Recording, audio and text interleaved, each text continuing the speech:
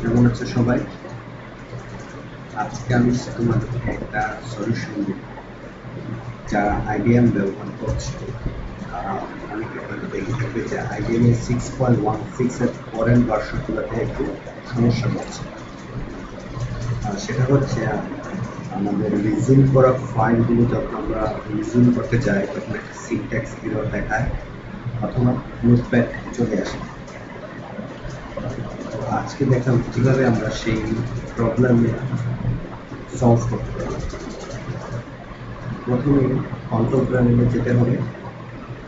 Control panel থেকে default programme, তারপর এখানে আমরা চারটা অপশন দেখতে পাবো। এর মধ্যে একটা হচ্ছে associate file or protocol with program, এতে ক্লিক করবে।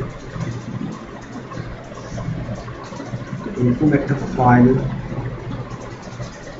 বা এরকম একটা উইন্ডো চলে আসবে। সেখান থেকে আমরা নিচে এইচটিটিপি কোথায় আছে,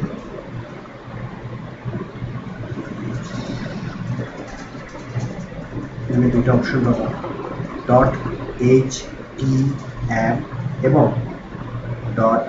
.html।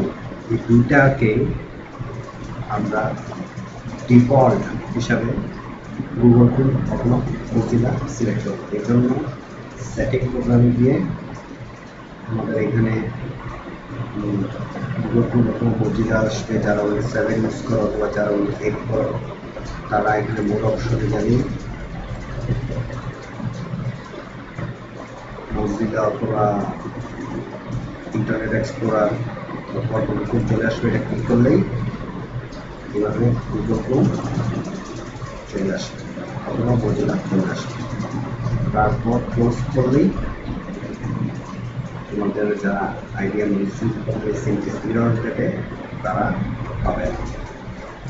আশা করি এই ভিডিও তোমাদেরকে কিছুটা হলেও উপকৃত করেছি।